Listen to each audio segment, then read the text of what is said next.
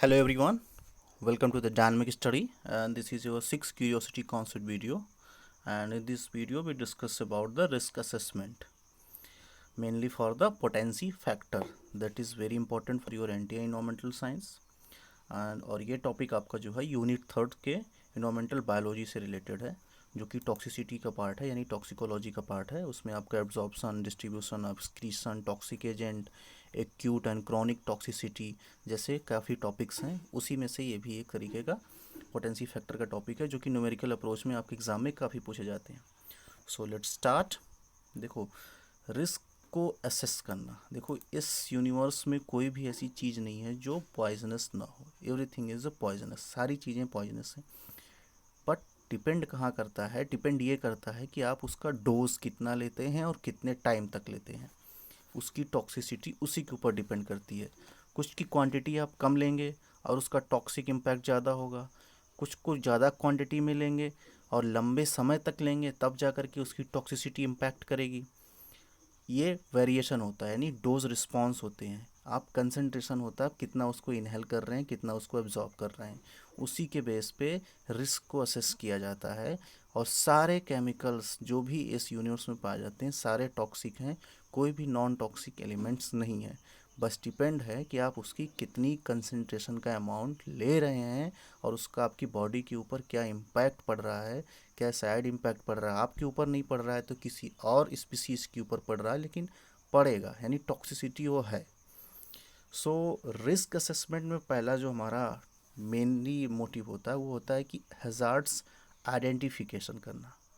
Mainly hazard identification में हम determine करते हैं कि वेदर और not a particular chemical is usually linked to a particular health impact such as cancer और बर्थ डिफेक्ट। ये हम उसमें आइडेंटिफाई करते हैं कि हाँ, इसका पर्टिकुलर हेल्थ इम्पैक्ट क्या है और इसमें कैसे ये केमिकल किस तरीके से इस हेल्थ इम्पैक्ट पे लिंक्ड है। क्या ये कैंसर है या बर्थ डिफेक्ट से रिलेटेड इम्पैक्ट डाल सकता है, इसकी हैज़ार्ड्स किस लेवल की है। देखो, ह्यूमंस में चीज़ों को आइडेंटिफाई करना काफ़ी डिफ़िकल्ट होता है और ऐसे डेटाज अवेलेबल नहीं होते हैं। सो हैज़ार्ड आइडेंटिफिकेशन के द्वारा ही step by steps we can identify the toxicity and hazardous quantity and quality and impact on your bodies. ये इसी प्रोसेस का हिस्सा होता है कि हैज़ार्ड आइडेंटिफिकेशन में आप पता कर पाएंगे। फिर हैज़ार्ड आइडेंटिफिकेशन से हम नेक्स्ट लेवल पे पहुंचते हैं तो हमारा होता है dose response assessment, exposure assessment. In a dose response assessment, we mainly assess the process of characterizing. We mainly assess the process of characterizing relationship between. अब इसमें देखिए कि किन दो चीज़ों में रिलेशनशिप होती है डोज रिस्पॉन्स में। Relationship between the dose of an agent administered. जो दो डोज होते हैं, जो डोज होता है आपका, डोज एजेंट होता है एडमिनिस्टर्ड और received, and the incidence of an adverse health effect. दो कौन कौन से हुए? आपका ये हो गया कि एजेंट जो आपको रिसीव कर रहा है and incidence of the adverse health impact. इन दोनों के बीच में कितना ले रहा है और उसका क्या इम्पैक्ट पड़ रहा है, इन्हीं दोनों के बीच में हम डोज रिस्पॉन्स को आइडेंटिफाई करते हैं कि आपने कितना अमाउंट या कौन कौन इसको रिसीव कर रहा है और उसका उसके हेल्थ पे क्या इम्पैक्ट पड़ रहा है। यही डोज क्वांटिटी होगी ना, कि आप कितना दिए और कितना उसके ऊपर इम्पैक्ट पड़ रहा है, क्या इम्पैक्ट पड़ रहा है, क्या हो रहा है। कोई दवा भी आप खाते हो तो उसका एक डोज होता है कि हाँ, आप 10 mg का इतनी पावर की खाओगे दवा। उसका डोज होता है कि आपको 2 बार 3 बार खाना है। यही चीज़ अगर उसकी भी क्वांटिटी या कंसंट्रेशन ज़्यादा कर दो तो वो भी टॉक्सिक है आपके लिए। अब फिर होता है इसमें एक्सपोजर असेसमेंट। देखो, एक्सपोजर असेसमेंट बहुत ही इम्पोर्टेंट होता है रिस्क असेसमेंट में, because exposure assessments involve determining the size and nature of the population that has been exposed to toxicant under consideration and the length of the time, कितने समय तक, and toxicant concentration to which they have been exposed, कितने लंबे समय तक कौन सी population को कैसा नेचर है, क्या दिया जा रहा है। ये सारी जो चीज़ें एनालाइज की जाती है वो एक्सपोजर असेसमेंट में होती है। फिर उसके बाद आपका लास्ट में होता है कि हाँ, इन डोज रिस्पॉन्स और एक्सपोजर असेसमेंट। आपने डोज रिस्पॉन्स में क्या देखा कि कौन सा किसको रिसीव कर रहा है और उसका हेल्थ इम्पैक्ट क्या है। एक्सपोजर में ये देख रहे हैं आप कि कितनी बड़ी साइज़ पॉपुलेशन की है या किस नेचर में दे रहे हैं, उसकी टॉक्सिकेंट का कंसिड कितने लंबे समय तक दिया जा रहा है और किस लेवल का कंसंट्रेशन दिया जा रहा है, टाइम और ड्यूरेशन, और उसमें किसको, और टॉक्सिसिटी। इन्हीं दोनों के बेसिस पे, यानी डोज रिस्पॉन्स के बेस पे और एक्सपोजर असेसमेंट के बेस पे हम आइडेंटिफाई करते हैं क्या, रिस्क को कैरेक्टराइज करते हैं। रिस्क को कैरेक्टराइज करते हैं mainly that is the integration of foregoing three steps, which is the result of estimate the magnitude of public health problem। ये हो जाता है आपका पूरी तरीके से कि आप रिस्क को मैनेज करते हैं। इसका काफ़ी इम्पैक्ट होता है। अब इसका लंग्स पे भी होता है, पल्मोनोटॉक्सिसिटी पे भी होता है, हार्ट पे हो गया, आपका लीवर पे हो गया। देखो लंग्स पे होगा तो उसको पल्मोनोटॉक्सिसिटी बोलते हैं, लीवर पे होता है तो हिपैटोटॉक्सिसिटी बोली जाती है उसको। हर जगह की होती है। किडनी पे होता है तो नेफ्रोटॉक्सिसिटी होती है, हेमाटोटॉक्सिसिटी भी होती है आपकी। काफ़ी इन अलग अलग लेवल पे इसका रिस्पॉन्स का नाम दिया गया इसकी टॉक्सिसिटी के बेस पे। डोज के बेस पे इसका LD50 यानी नाम दिया गया है, 50% कंसनट्रेशन देने पे क्या इम्पैक्ट पड़ता है।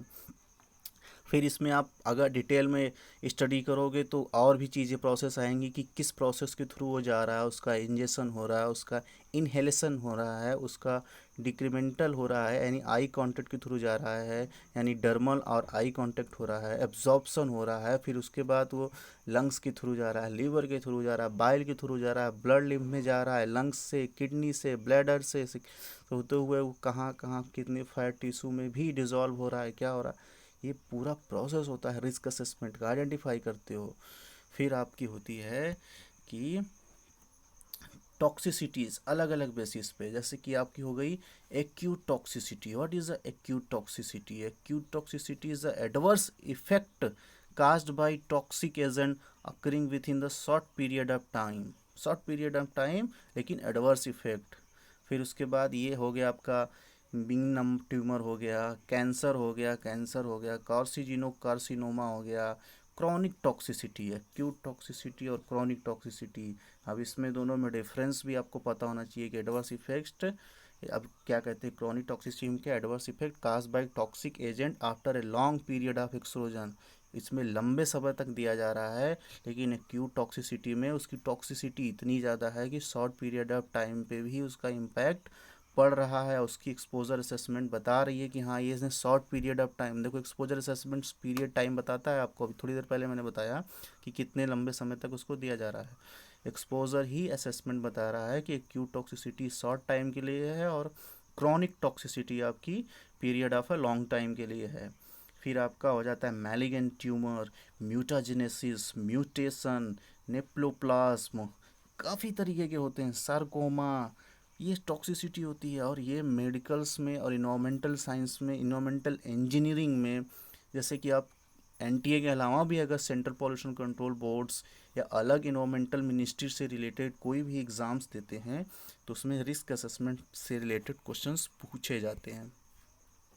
अब हमारा जो मेन है जिस पे हमारे यहाँ न्यूमेरिकल्स पूछे जाते हैं और जो कि बहुत ही इंपॉर्टेंट है, और इससे एक बार नहीं कई बार न्यूमेरिकल आपके एग्ज़ाम में पूछे गए हैं कि देखिए पोटेंशियल फैक्टर क्या होता है, यानी कितना पोटेंशियल है ये, इसका फैक्टर्स क्या है, मतलब फैक्टर यानी डिवाइड किया गया है, लेकिन ये कितना पोटेंशियल है। बेसिकली हम इसको जो कहते हैं कैलकुलेट करते हैं वो होती है आपकी incremental life time cancer risk. Incremental life time cancer risk को हम डिवाइड करते हैं CDI यानी क्रॉनिक डेली इंटेक से। देखो क्रॉनिक डेली इंटेक बेसिकली क्या हो गया, ये डिनोमिनेटर है इसका पोटेंशियल फैक्टर का। इसमें हम क्या, इसका जो होता है कि क्रॉनिक डेली इंटेक में हम डेली इंटेक को तो लेते हैं, यानी हम उसने पीरियड ऑफ लाइफ टाइम पे कितना लिया है उसका हम एवरेज लेते हैं, यानी dose average over an entire life time. और इसकी एक यूनिट जो होती है वो मिलीग्राम किलोग्राम पर डे और बॉडी वेट के हिसाब से ली जाती है कि हाँ मिलीग्राम पर किलोग्राम डे, फिर मिलीग्राम किलोग्राम पर डे, इस तरीके से इसकी यूनिट होती है। But one thing you have to remember that risk has a no units. The unit of potency factor are therefore milligram पर किलोग्राम पर डे। ये हो गया आपका potency factor. Potency factor basically आप इसको स्लोप भी बोला जाता है, कहीं कहीं कार्सिनोजेनिक स्लोप बोला जाता है, इसको CSF बोला जाता है, CDF बोला जाता है, तो इसके कई नाम हो सकते हैं। इसमें dose response curve is assume to be linear the slope of dose response curve. Dose response का जो कर्व होता है स्टार्टिंग में कम हुआ, ये जो एस शेप का कर्व बनता है डोज रिस्पॉन्स का, सिग्मॉइड टाइप का, उसी तरीके का होता है इसका डोज रिस्पॉन्स का curve. And dose response curve is also called as a potency factor और स्लो फैक्टर, इसको बोला जाता है PF या क्या कहते हैं कि SF। अब उसमें CSF भी यानी कार्सिनोजेनिक स्लो फैक्टर भी बोल दिया जाता है उसको, कहीं कहीं CSF भी आ जाते हैं नेम्स। सो अगर you can identify that if we have a dose response curve, we can easily identify the potency factor from the slope. In fact, one interpretation of the potency factor is that it is a risk produced by the chronic daily intake. अब chronic डेलिकेंट, अब इसी question को हम rearrange करेंगे। अगर देखो, if we know the chronic daily intake यानी CDI based on exposure data and the PF, we can find the life time incremental risk. उसी को बेसिस पे हो गया आराम से, incremental life time risk equal to CDI into potency factor. ये इससे न्यूमेरिकल पूछे जाते हैं आपके, यानी आपको अगर CDI और PF पता है तो इंक्रीमेंटल रिस्क निकाल सकते हो। वो सेम इक्वेशन जो ऊपर वाला था उसी के बेसिस पे आपका हो गया ये कैलकुलेशन। लेकिन जो CDI होता है main, you have to how to calculate the CDI। The CDI is a very important for calculation in the risk assessment, mainly for the carcinogenics यानी CSF कार्सिनोजेनिक स्लो फैक्टर्स, या potency factor हो गया आपका, या incremental carcinogenic impact. इन सारी चीज़ों को निकालने के लिए CDI आपको पता होना चाहिए। व्हाट इज़ द CDI यानी CDI यानी क्रॉनिक डेली इनटेक। आप कितना कार्सिनोजेनिक एलिमेंट्स ले रहे हैं डेली, लाइफ टाइम ओवर, मैंने बताया अभी कि ओवर पीरियड लाइफ टाइम आपने कितना लिया उसका एवरेज लिया जाता है कि हाँ इस एवरेज के बेस पे, जैसे आपने कई अमाउंट में हर डे अलग अलग लिया है पूरे लाइफ टाइम में, तो उन सब का एवरेज लिया जाएगा, उतना मान लिया जाएगा कि हाँ इतना आपने पर डे लिया है। इसी के हिसाब से ईजी टू आइडेंटिफाई होता है, ईजी टू कैलकुलेशन, और इससे डेटा एक्यूरेसी में एरर्स आने के चांसेस कम रहते हैं। So CDI is equal to average daily dose milligram per day is divided by body weight, that is determined by the your CDI। ये आपसे न्यूमेरिकल होते हैं, इसके रिलेटेड न्यूमेरिकल मैं बाद में सॉल्व कराऊंगा। तब तक के लिए thank you and happy learning.